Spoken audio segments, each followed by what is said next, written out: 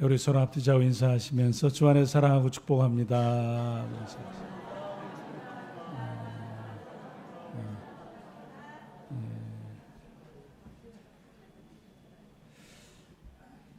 예, 사람에게 있어서 큰 분복 가운데 하나가 주어진 시간이 얼마나 남겨 있을지, 또 좀 내가 많이 있을 수 있고, 또 어떤 경우는 이렇게 좀 많이 안 남아 있을 수도 있잖아요. 그 시간이 즐겁고 행복했으면 좋겠다, 그런 생각이 있습니다. 옆에 분에게 다시 한번 축복해 주면서 즐겁고 행복하게 사세요. 그러고.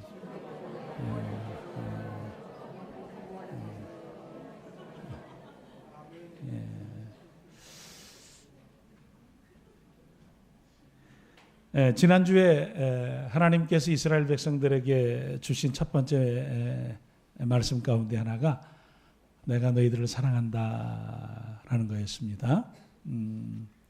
이스라엘 백성들이 가장 행복하게 살 수 있는 길 가운데 하나, 아니 사람이 참 복되게 살 수 있는 길 가운데 하나가 내가 사랑받고 있다라는 거예요. 길가에 나가보니까 저놈도 왼수고 저놈은 저기고 저 옆집 저거는 저 평생 미운 짓만 하는 친구고 저거는 내 걸림돌이고, 아이고 집에 들어오나 밖에 나가나 이게 참말로, 이런 사람이 스스로가 자기 밖에다가 벽을 쌓을 수 있고 그 안에 자기 자신이 숨겨져서 오히려 그 미움 속에서 안타까움 속에서 자기가 외톨이가 되고 외로워질 수 있는 삶을 살게 됩니다.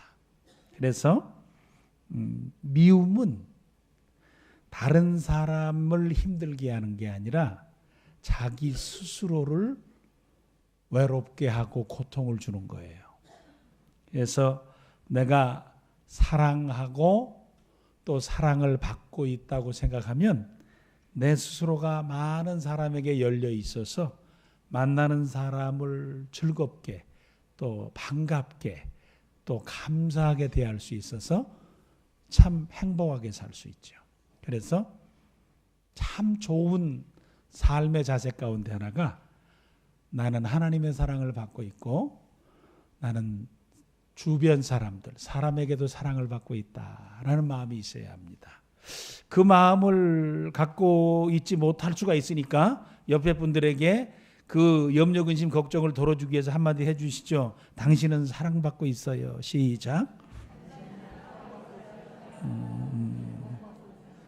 예, 근데 옆에 혼자 앉아 있어갖고 아무도 그 얘기를 해주는 사람이 없어. 예, 그런 외로운 사람이 있으면 안 되겠죠. 삶을 살아가는 동안에 요한과 같이, 사도 요한과 같이 나는 사랑받고 있다. 특별히 하나님께서 사랑받고 나를 사랑하신다라는 마음이 우리 가운데 꼭 살아 있어야 합니다.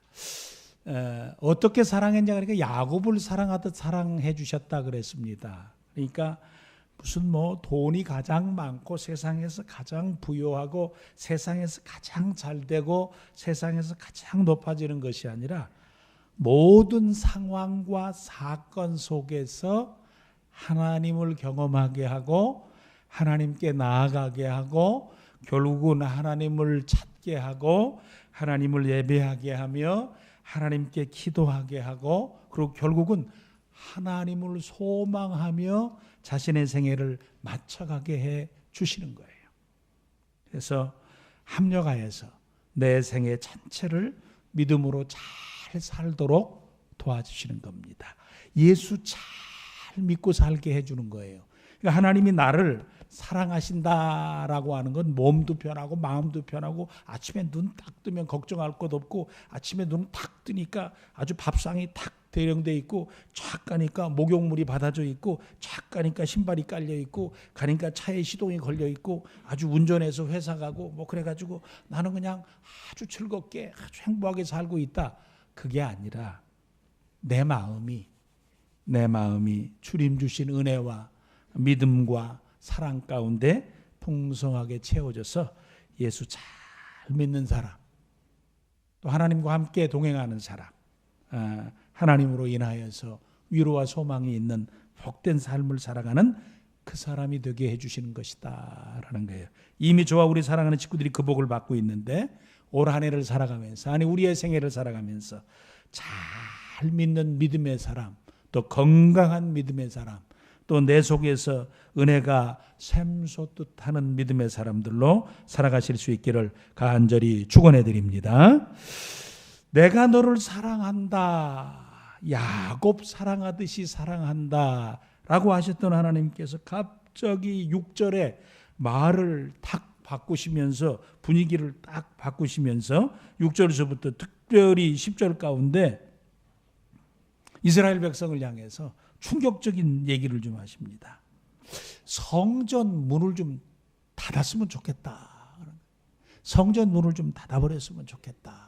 성전 문을 닫을 사람이 있으면 좋겠다라는 거예요. 말씀을 준비하기 위해서 이 말라기서를 생각했습니다만, 오늘 우리 한국 교회나 한국 교회의 우리의 신앙의 모습이나 또는 교회의 모습을 보면서 혹시라도 하나님께서 야 이게 좀 문 좀 닫아버렸으면 좋겠다, 그런 마음이 생기시면 어쩔까라는 두려운 마음이 좀 있었어요. 교회에서 나오는 소식, 또 교회를 통해서 세상 가운데 전달되어지는 그 소식은 참 복된 소식이어야 하는데, 악취가 나는 그런 모습들을 보고 계시고, 또 그 모습 때문에 아파하시고 계시면 혹이라도 이 문이 좀 닫아버렸으면 하는 생각이 하나님께 든다면 참 얼마나 참 불행한 시점인가라는 생각도 해보았습니다. 이스라엘 백성에게 성전은 너무나 소중합니다. 특별히 포로 70년을 살았지 않습니까? 포로 70년을 살면서 하나님께서 이스라엘의 죄를 벗겨내셨습니다. 이스라엘 백성은 왜 우리가 이렇게 살고 있는지를 깨달았어요. 말씀 바로 깨닫지 못하고 하나님 말씀으로부터 멀리 떠나고, 그래서 결국 우리가 죄와 가까워지고 그 결과로 우리가 이곳에 와 있구나. 그래서 그들은 회당을 세우고 말씀을 공부하고 하나님 앞으로 돌아가며 우상 숭배를 정리해내는 거룩함으로 나아가는 은혜로움이 그들에게 주어졌어요. 그들에게서 포로 70년의 삶은 고통의 삶이었지만 거룩해지는 과정이었습니다. 때가 되니까 하나님께서 그들을 다시 가나안 땅, 약속의 땅으로 돌아가게 하십니다. 그때 하나님께서 고레스 왕을 통해서 이스라엘 백성에게 하신 말씀이 에스라서 1장 초반부에 기록이 되어져 있습니다. 이렇게 말씀하셨습니다. 에스라서 1장 1절에서 4절까지 바사왕 고레스 원년에 여호와께서 예레미야의 입을 통하여 하신 말씀을 이루게 하시려고, 예언을 이루시는 거죠. 바사왕 고레스의 마음을 감동시키셨어요. 먼저 그가 온 나라에 공포도 하고 조소도 내려 이르되, 바사왕 고레스는 말하노니 하늘의 하나님 여호와께서 세상 모든 나라를 내게 주셨고 나에게 명령하사 유다 예루살렘의 성전을 건축하라 하셨나니, 이스라엘의 하나님은 참 신이시라. 너희 중에 그의 백성된 자는 다 유다 예루살렘으로 올라가서 이스라엘의 하나님 여호와의 성전을 건축하라. 그는 예루살렘에 계신 하나님이시니라. 4절 같이 읽을까요? 시작. 그 남아있는 백성이 어느 곳에 머물러 살든지 그곳 사람들이 마땅히 은과 금과 그 밖의 물건과 짐승으로 도와주고, 그 외에도 예루살렘에 세울 하나님의 성전을 위하여 예물을 기쁘게 드릴지니라 하였더라. 아멘. 결국은 왜 포로지에서 가나안 땅, 이스라엘 땅으로 돌아가게 하셨냐? 3번이나 고레스 왕을 통해서 예루살렘의 성전을 건축하라, 예루살렘의 성전을 건축하라, 여호와의 성전을 건축하라, 예루살렘에 세울 성전을 위하여서 준비하고 그들에게 우리가 가진 것을 주어서 그 일을 하도록 해라 라고 고레스 왕에게 이 얘기를 했습니다.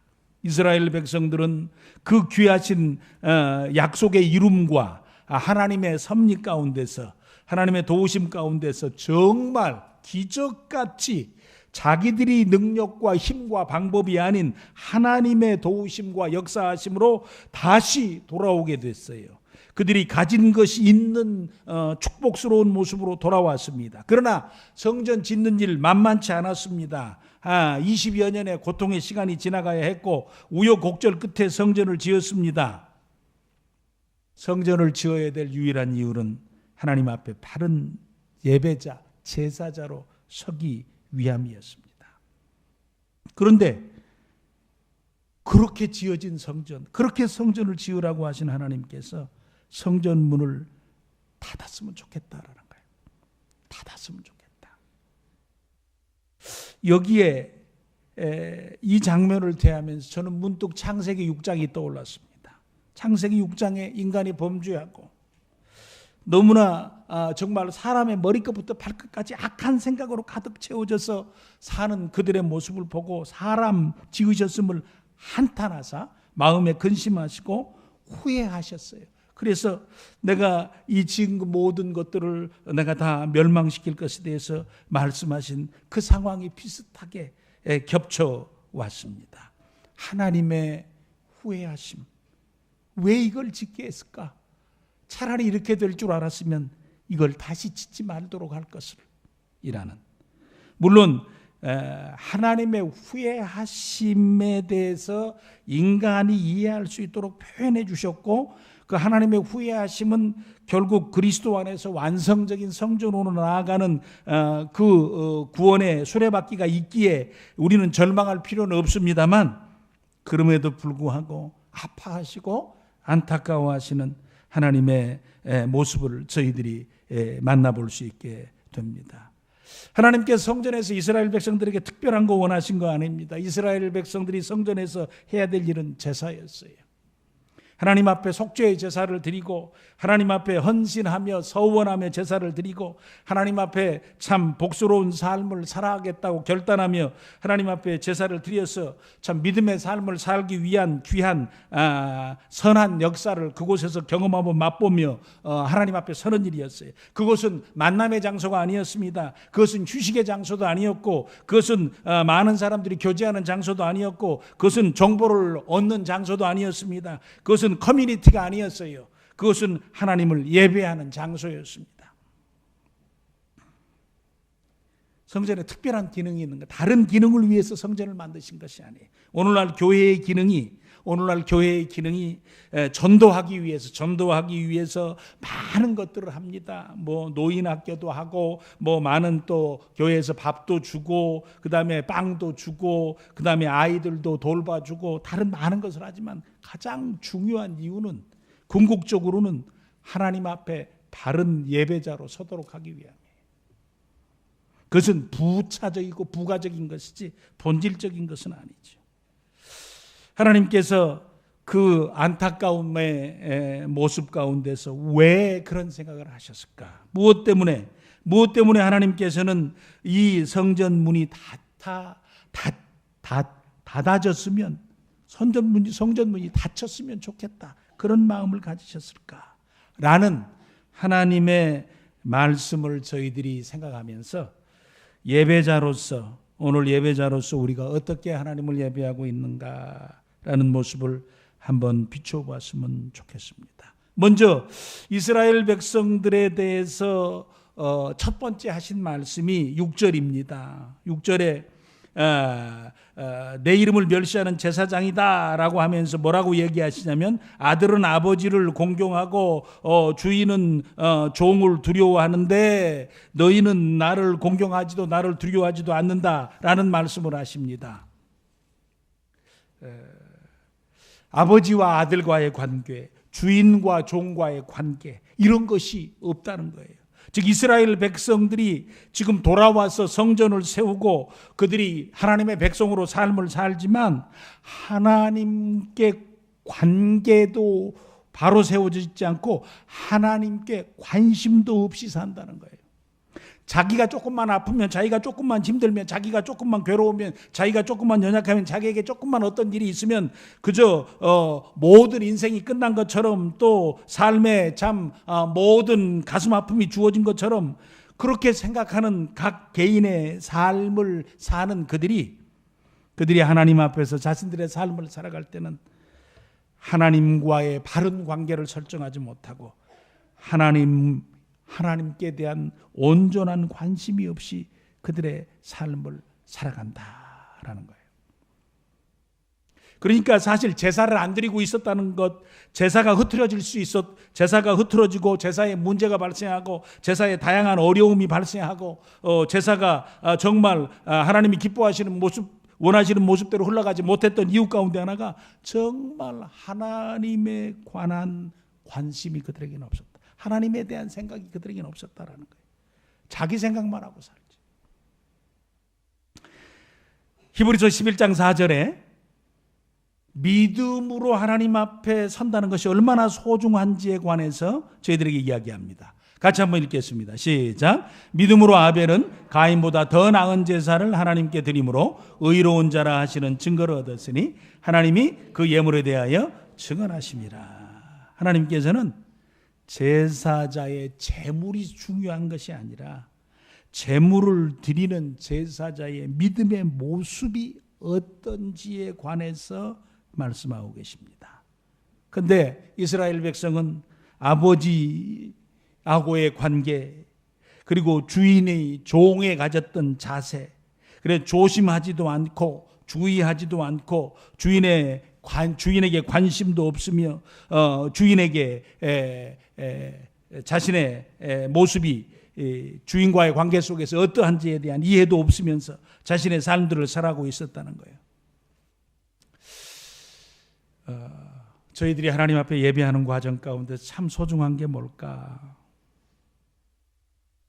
그래서 우리가 하나님 앞에 나올 때 이미 다 그런 귀한 마음으로 나오셨지만 하나님께서 오늘 이 자리에서 나의 예배를 받으시며 이 자리에서 나의 경배를 받으시며 내 찬양과 내 기도와 그리고 내 간구와 그리고 내 드림과 그리고 내 자신을 예배함을 하나님이 지금 받아주신다라는 그런 소중한 인식, 그 관계의 귀한 이해와 인식 가운데서 예배하는 일이 소중하다. 하나님께서 여기 계시고 하나님께서 지금 나를 보고 계시다라는 거예요. 창세기 28장 16절 야곱의 생애가 바뀌어지고 욕심 많은 그 축복만 추구했던 야곱의 인생이 바뀌어지는 전환점의 첫 번째 사건, 그 사건이 뭐였습니까? 창세기 28장 16절 같이 한번 읽습니다. 시작. 야곱이 잠 깨어 가로되 여호와께서 과연 여기 계시거늘 내가 알지 못하였도다. 여호와께서 여기 계신데 내가 알지 못했다. 지금까지는 자기 생각만 하고 살았어요. 그 다음에 자기가 어떻게 복을 받아야 되는지, 자기가 어떻게 축복을 받아야 되는지 속여서라도 축복을 취했어요. 자기가 원하는 것을 위해서 엄마하고 함께 동조해가지고 아버지를 속였어요.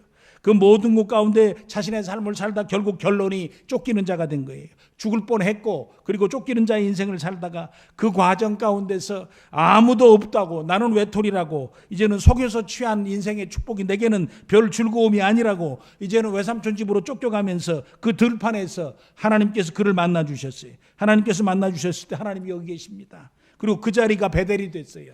하나님의 집이 됐어요. 그 자리에서 하나님의 신앙의 고백을 해요. 하나님, 여기에 내가 하나님의 집을 짓겠습니다. 그리고 거기에 기름을 붓고 그리고 나서 하나님 앞에 서원하고 약속하면서 하나님 앞에 섭니다. 내 인생을 주께 부탁드립니다. 하나님, 나의 인생을 받으셔서 나로 하여금 내 삶을 살아갈 수 있도록 도와주십시오. 여기에 계셔서 나를 보고 계셨던 하나님, 나를 아시고 내 경배와 내 찬양과 내 예배를 받으신 그 하나님, 그것이 야곱의 생애가 바뀌어지는 가장 소중한 시점이고 시간이었습니다. 저나 우리 사랑하는 식구들이 하나님 앞에서 예배하면서 우리의 모습이 그랬으면 좋겠습니다. 우리의 인생을 살아가는 날 동안 많은 일들, 야곱의 생애 같은 일들이 있을 수 있겠지만 그의 생애를 살아가는 동안에 자신의 생애가 바뀌어지는 가장 중요한 사건은 하나님을 예배하면서 하나님께서 찾아와 주셔서, 자기가 찾은 것은 아니지만 하나님이 찾아와 주셔서 하나님을 만나고 하나님을 예배할 수 있는 귀중한 시간. 그래서 자기 스스로 여기 계신 하나님, 살아계신 하나님, 나를 보고 계신 하나님, 나를 듣고 계신 하나님, 나의 모든 것을 알고 계시는 그 하나님 앞에 자기 자신이 서서 그 하나님을 예배하고 경배할 수 있는 시간을 가졌다는 거예요. 다윗의 생애가 그랬습니다. 다윗의 생애도 자기가 어떤 때는 죄를 짓고 나서 자신의 손으로 자신의 생애를 가려버리고 싶었어요. 피하고 싶은 인생을 살고 싶은 때가 있었습니다. 그러나 시편 139편 7절에 이렇게 이야기합니다. 7절 8절 같이 읽으실까요? 시작. 내가 주의 신을 떠나 어디로 가며 주의 앞에서 어디로 피하리이까? 내가 환월에 올라갈지라도 거기 계시며 음부의 내 자리를 펼지라도 거기 계시나이다. 나는 하나님 앞에 피할 수 없는 존재. 나는 하나님을 피할 수 없는 존재. 저는 우리 사랑하는 식구들이 특별히 예배자로 살아가는 동안에 하나님 앞에 나와서 예배할 때 내 예배를 받으실 하나님, 지금 나는 볼 수 없지만 아버지 하나님, 내 예배를 받으시는 그 하나님 앞에 내가 예배를 드립니다. 하나님, 내 예배를 받으시고 내 경배를 받으시고 내 찬양과 내 기도와 내 감사와 때로는 내 고통과 내 아버지 하나님 연약함과 나의 현실과 내 모든 것을 주 앞에 보이며 예배합니다. 하나님, 나를 보시고 주의 은혜와 긍휼로 덧입혀 주시옵소서. 그래서 나를 아시고 지금도 살아계셔서 나의 예배를 받으신 그 하나님 앞에 우리의 예배를 드리며 신앙의 삶을 살아가시는 저 우리 사랑하는 식구들 되시기를 간절히 소원합니다. 이스라엘 백성 그것이 없었다는 거예요. 그것이 하나님에 대해서 무관심했어요. 하나님에 대해서 관심이 없었어요. 그래서 아들과 아버지와의 관계와 종과 주인과의 관계 없는 삶을 살면서 그냥 예배의 형식만 살아 있었다. 그래서 저나 우리 사랑하는 식구들이 나와서 미리 나와서 준비하며 예배하며 마음을 모으며 하나님 앞에 우리 자신을 겸손하게 우리 자신들을 드리며 하나님 앞에 우리를 세우는 일은 너무나 소중하다라는 겁니다. 느닷없이 하나님께서는 그 말씀을 하시면서 이스라엘 백성에게 너희가 나를 멸시한다라고 이야기하십니다. 그러자 어떻게 우리가 하나님을 멸시할 수 있습니까? 그건 말도 안 됩니다. 인간인 우리가 어떻게 하나님을 멸시할 수 있습니까? 그러자 하나님께서 그러면 이건 뭐냐라고 이야기하시면서 7절과 8절의 얘기를 하십니다. 7절과 8절에 너희가 사람, 좀 높은 사람, 총독에게 드려도 좋아하지 않을 제물을 삼아 내게 제사를 드렸다라는 거예요. 그러니까 사람에게 드려도 좋아하지 않을 것을 하나님께 드리며 제사를 했다라는 겁니다. 그것이 문제가 무엇인지 레위기를 통해서 한번 잠시 살펴보겠습니다. 레위기 22장 18절서부터 시작해서 이런 말씀이 쭉 진행이 되어집니다. 레위기 22장 18절 아론과 그 아들들과 이스라엘 온 족속에 구하여 이르라 이스라엘 자손이나 그 중에 우고하는 자나 자가 서원제나 낙헌제로 번제를 여호와께 예물로 드리려거든 연합되도록 소나 양이나 염소의 흠없는 수컷으로 드릴지니 무릇 흠 있는 것을 너희는 뭐 하지 말라고요? 드리지 말라. 그것은 어떻게 된다고요? 연합되지 못할 것이라. 무릇 서운한 것을 갚으려거든 자의로 예물을 드리려든지 하여 소나 양으로 화목제 희생을 여호와께 드리는 자는 연합되도록 암이 흠이 없는 온전한 것으로 할지니 눈먼 것이나 상한 것이나 지체에 배임을 당한 것이나 정기 있는 것이나 교열병 있는 것이나 비루 먹은 것을 너희는 여호와께 뭐 하지 말라고요? 드리지 말고 단위의 화제로 여호와께 드리지 말라. 우양의 지체가 더하거나 덜하거나 한 것은 너희가 낙헌 예물로는 쓰려니와 서원한 것을 갚음으로 드리려면 연합되지 못하리라. 너희는 무엇이 상하였거나 치였거나 터졌거나 배임을 당하는 것은 여호와께 드리지 말며 너희 땅에서는 이런 것을 행치도 말지며. 25절 같이 읽습니다. 너희는 외방인에게서도 이런 것을 받아 너희 하나님의 식물로 드리지 말라. 이는 결점이 있고 흠이 있는 것인즉 너희를 위하여 연합되지 못할 것입니다. 하나님께서 기준을 정해놨어요. 제물을 드릴 때는 기준을 정해놨는데 이스라엘 백성들이 하나님과 관계가 하나님과 관계가 이렇게 바로 설정이 안 되고 하나님에 대해서 무관심하니까 하나님의 말씀에 대해서도 무관심해서 그들이 하나님이 세워놓은 기준에 대해서도 무관심하고 무시해서 자기들이 제사를 드리되 하나님께서 기뻐하시지 않는 것, 원치 않는 것, 하나님께서 금하신 것, 그것들을 그냥 무시하면서 제사를 드렸다라는 거예요. 신명기 16장 16절 17절에 보면 재물에 대해서 하나님께서 이야기하시면서 제17절 제일 끝허리에 여호와께서 복을 주신 복을 따라 그 힘대로 드릴지니라 그랬어요.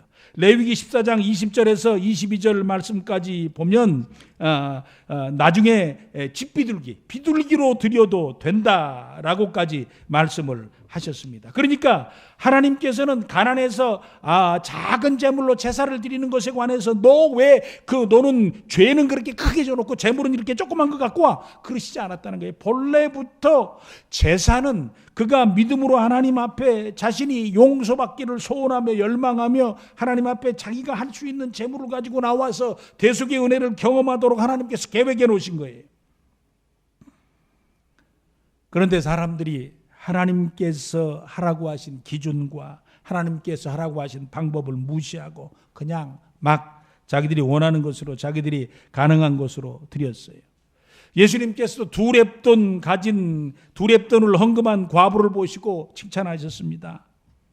적은 것을 부끄러워하지 않았고 자기네 모든 것을 정성스럽게 드리는 두 렙돈 가진 여인에 관해서 예수님께서 너는 왜 그거밖에 안 드리냐? 너는 왜 그거밖에 못 드려? 네가 그 드린 게 그게 헌금이냐? 그러지 않으셨습니다. 예물을 드리는 자의 그 중심, 예물을 준비해서 나온 자의 중심, 아무리 큰 것을 드리나 아무리 작은 것을 드려도 그 마음속에 중심 가운데 하나님이 기뻐 받으시도록 믿음으로 예물을 드리는 일이 너무나 소중하다. 무엇보다도 자기 자신이 하나님께서는 제사의 제물 중에 가장 중요한 것으로 흠이 없음에 대해서, 정결함에 대해서 요구하시는 것을 기억하고 우리 자신이 예배자로 하나님 앞에 산제물 되어 드려가는 과정 속에서는 내 자신의 생각과 마음과 삶과 생활 속에서 정결한 그리스도인의 모습을 유지하면서 우리 자신에 관해서 관심을 갖고 하나님 앞에서 내가 정말 주님이 기뻐하시는 제물로 내가 드려지고 온전하게 하나님이 기뻐 받으실 예배자로 하나님 앞에 서기 위해서 우리의 삶 자체를 참 믿음으로 살아가며 은혜를 유지하며 주의 말씀의 기준에 관심을 가지고 우리의 삶을 살아가는 귀한 모습이 꼭 필요하다라는 거예요. 오늘 한 시점에 나와서 1시간 예배자로서 참여하는 그것 외에 예물은 준비되어지는 과정이 필요한 것이 제사의 제물이었으니까 준비해가는 과정 가운데서 내 자신의 양심과 내 자신의 삶과 내 자신의 마음이 주님 기뻐 받으실 만한 참 귀한 제물로 준비되어져서 아버지의 기준에 합한 귀한 제물로 드려지기 위해 자신을 잘 준비하고 사는 일은 소중하다라는 겁니다.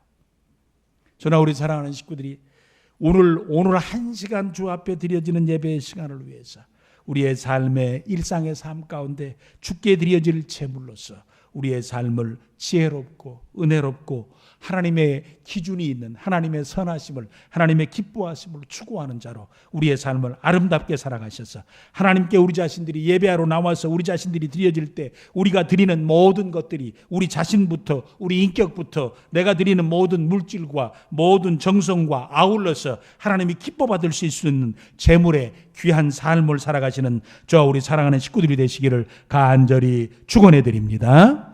하나님께 저희들이 드려질 때 아버지, 내가 주님 기뻐 받으실 만한, 주님의 마음에 흡족할 만한 귀한 드림의 사람이 되도록 아버지 나를 도와주시옵소서라는 거예요.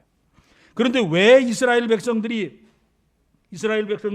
하나님 앞에 제물을 드림에 있어서 이렇게 정말 하나님이 기뻐하시지 않는 것들을 드릴 수밖에 없었느냐라는 거예요. 그들이 제사의 제물을 온전히 준비해서 드리는 일을 귀찮아했어요. 여기 13절 말씀에 보면 그런 말씀이 나옵니다. 13절 말씀에 보면 이 일이 얼마나 번거로운고 하며 코웃음 치고 훔친 물건과 저는 것 병든 것을 가져왔느니라. 그냥 아무거나 가져왔다는 거죠. 주일이 되니까 그냥 아무거나 가져왔다는 거예요. 예. 그래서 이 번거롭게 생각했다라는 말을 영어로는 burden이라고 그랬어요. burden, 짐이라고 그랬어요. 짐스럽다. 그러니까 제사를 드리는데 제물을 준비하는 거, 이게 너무나 짐스럽다는 거야. 힘들어 죽겠다. 그냥 이게 좀 사는 것도 힘들어 죽겠고 일하는 것도 힘들어 죽겠고 그다음에 여러 가지 힘들어 죽겠는데 이거 또 이게 재물마저 이렇게 준비해 가지고 와야 되는데 아무거나 저기 있는 거 하나 그냥 갖다 그냥 드리면 되지 그냥 갖다가 그냥 이렇게 탁 잘라 가지고 그냥 피 이렇게 흘리고 그냥 그랬으면 피 받으시고 그냥 용서해 주시면 되지 그냥 뭘 그냥 그렇게 난리시냐고 하는 마음이 이스라엘 백성 가운데 들기 시작했다라는 거예요. 처음부터 그러겠습니까? 아니에요. 처음에 성전을 짓고 그들이 유월절을 지키며 하나님 앞에 제사를 회복해 갈 때 얼마나 감사하고 감격적으로 하나님 앞에 예배했는지 모릅니다. 그러나 시간이 지나면서 은혜와 감사는 사라져버리고 어느덧 마음은 식어져버리고 형식만 남은 사람이 됐다는 거예요. 부부 사이에도 그렇죠. 부모와 자식 사이도 그렇죠. 연인 사이도 그렇죠. 제 애들이 어때요? 애들이 어렸을 때는 엄마 쫄랑쫄랑 쫓아다니죠. 아주 어렸을 때는 엄마 품 떠나는 것도 조금 한 2살, 3살 되면 이제 슬슬 걸어다니면서 이제 자기 거 시작하죠. 7살, 8살, 10살만 되면 자기 방 가고 12살, 13살 이제 아이들 되게 되어지면 자기 방문만 열어봐도 그냥 확 닫아버리죠. 20살쯤 되면 아예 그냥 안 봤으면 좋겠다 그러고 독립해서 나가려고 그러죠. 그렇죠? 어느 순간인가부터 부부 사이에도 삶을 살아가는 동안에 권태기라는 이 말들이 있죠. 부모와 자식 사이에는 어느 순간인가 서로 그냥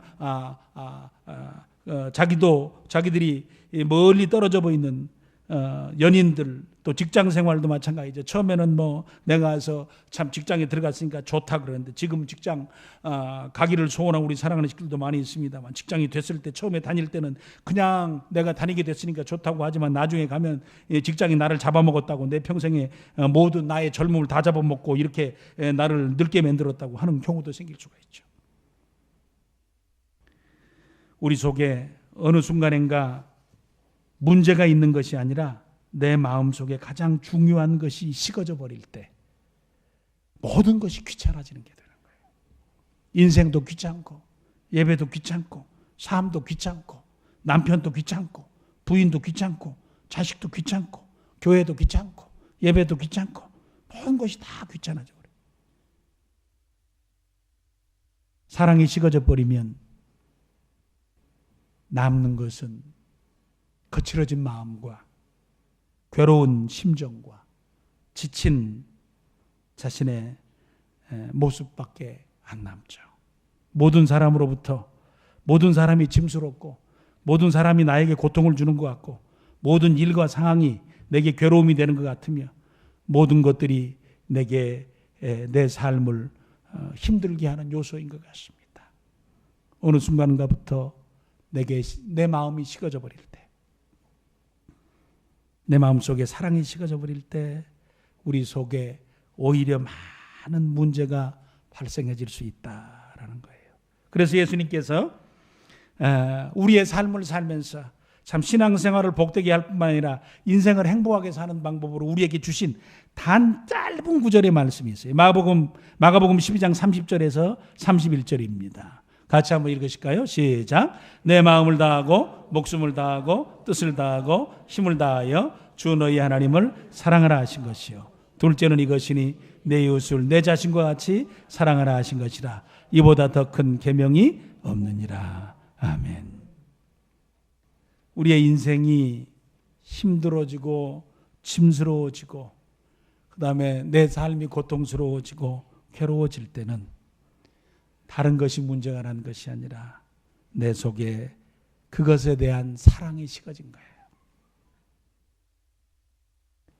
그래서 우리는 우리 삶을 살면서 가장 위험해진 때가 잘못된 사랑이나 식어진 사랑을 가지고 자신의 삶을 살아갈 때다라는 겁니다.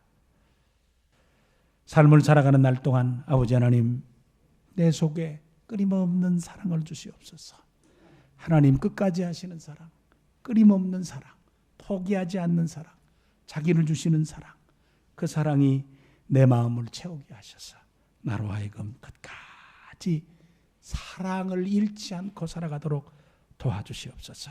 그래서 내가 하는 모든 일의 그 끝처리에는 사랑이라고 하는 귀한 복된 기초가 자리 잡아 있을 수 있도록 도와주시옵소서. 교회를 섬기는 것도, 예배를 드리는 것도, 내가 어떤 행위를 하는 것도, 내가 가족을 섬기는 것도, 내가 배우자로 사는 것도, 내가 직장의 삶을 사는 것도 아버지 하나님 감사함과 사랑의 마음을 가지고 그 일을 감당할 수 있도록 도와주시옵소서. 하나님 사랑과 사람 사랑이 내 속에 식어지지 않도록 하나님 꼭 붙들어 주시옵소서. 그래 저와 우리 사랑하는 식구들이 이 사랑에 실패하지 말고 사랑의 성공자요, 사랑의 승리자들이 되어서 우리 예배를 지키고 관계를 지켜가는 복된 삶을 살아가실 수 있기를 간절히 축원해 드립니다. 제사와 제물을 정결한 것으로 드리는 것이 귀찮아지고 힘들어지게 된 것은 사랑이 식어지기 때문이라고 그랬습니다. 사랑이 식어지면요, 제일 먼저 하는 일이 손해를 안 보려고 합니다. 이익을 찾으려고 그래요. 그렇죠? 저는 미국에서 미국 갔는데 어떤 부부가 찾아왔어요. 근데 부부가 따로 찾아왔어요. 나중에 상황이 좀 안 좋게 됐어요. 그래서 서로 나누어질 수밖에 없게 됐는데 서로 저를 찾아와서 그러는 거예요. 목사님, 저 사람 좀 이해시켜 주세요. 저 사람 자꾸 이거 다 가져가려고 그러는데 저 사람 그러면 안 되는데 이거 좀 나한테 더 주고 지 좀 조금만 가져가라고 이렇게 잘 이해시켜 주세요.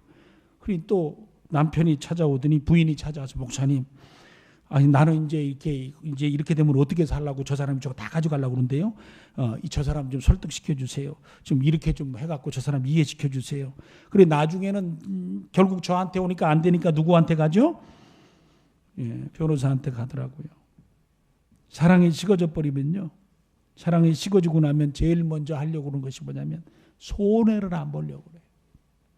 손해를 안 보려고 그러죠. 이게 하나님 앞에 하나님에 대한 사랑이 식어져 버리면 제일 먼저 하나님 앞에 제사하는 제물 드리는 게 이제 가장 먼저 아까운 거죠. 이거 갔다가 이거 그냥 제물로 드리고 나서 불태워서 끝내는 건데 아이고 이거 먹지도 못하고 아이고 이거 정말로 그냥 제일 나쁜 거 드려.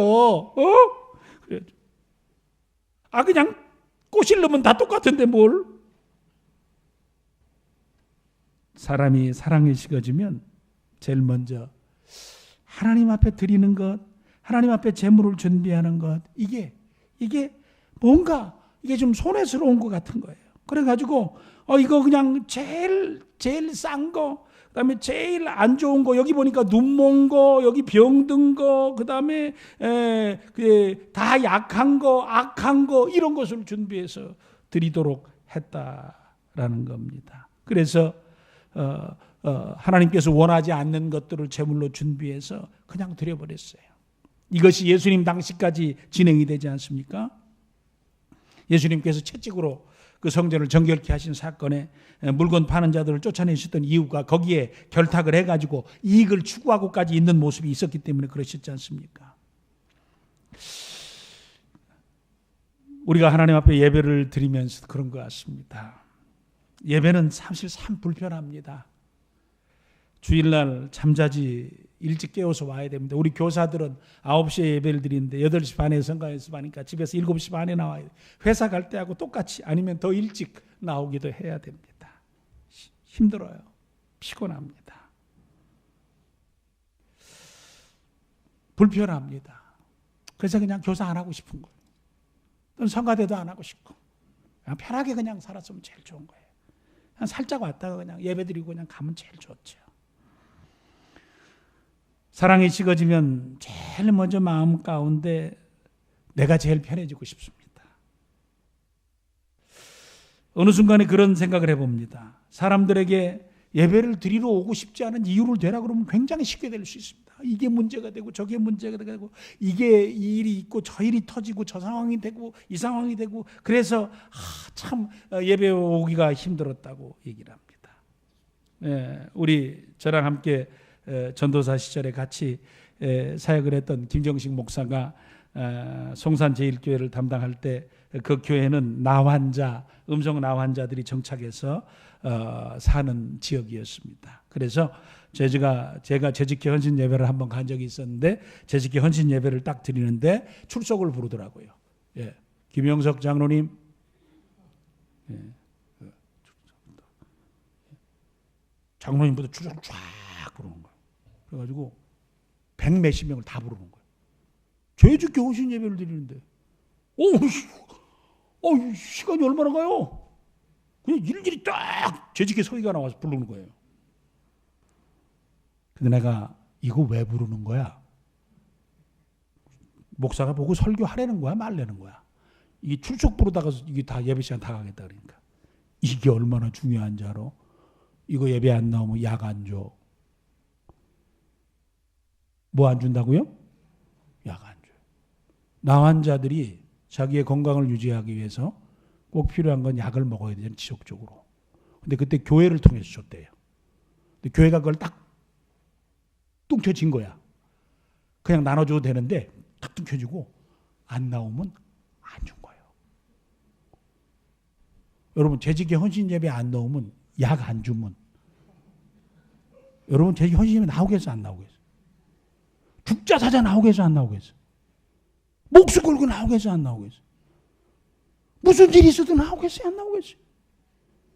나와요 안 나와요? 약을 안 준다니까.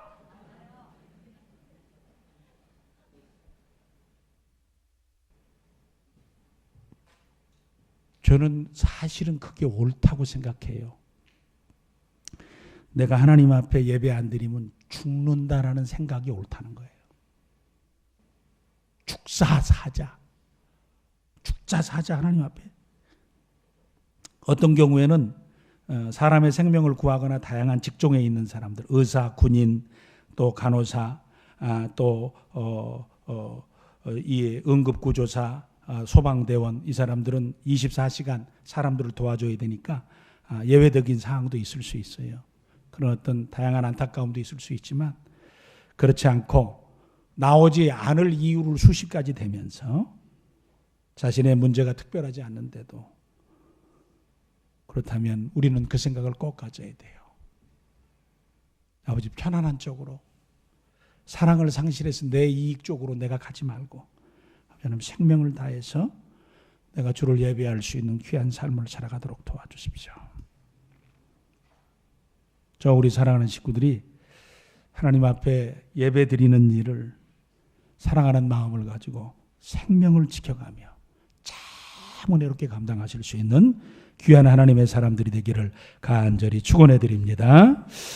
아버지 하나님 감사합니다. 저희들의 생애를 삽니다. 하나님 저희들을 사랑하시고 저희들의 예배를 받으시기를 원합니다. 하나님께서 하나님의 백성들이 예배를 바로 드리지 않으니까 너무 심각하게 말씀하십니다. 너희가 나를 멸시했다고 말씀하십니다. 성전 문을 닫았으면 좋겠다고까지 말씀하십니다. 이스라엘 백성들은 하나님과의 관계를 바로 설정하지 못하고 하나님을 온전하게 사랑하지 못하고 하나님의 말씀의 기준을 어긋나게 적용하며 자신의 삶들을 살면서 그것이 자신들의 생명인 줄 깨닫지 못하고 살아가는 안타까움이 있었습니다. 아버지 하나님, 저희들이 삶을 살면서 예배가 내 생명인 줄 알고 살게 하시고 하나님 앞에 예배하는 자에게 주시는 축복과 분복과 응답과 인도하심과 역사를 친히 경험하면서 정말 진실한 예배자로 살아가도록 도와 주시옵소서. 예수님 이름으로 간절히 기도를 드립니다. 아멘.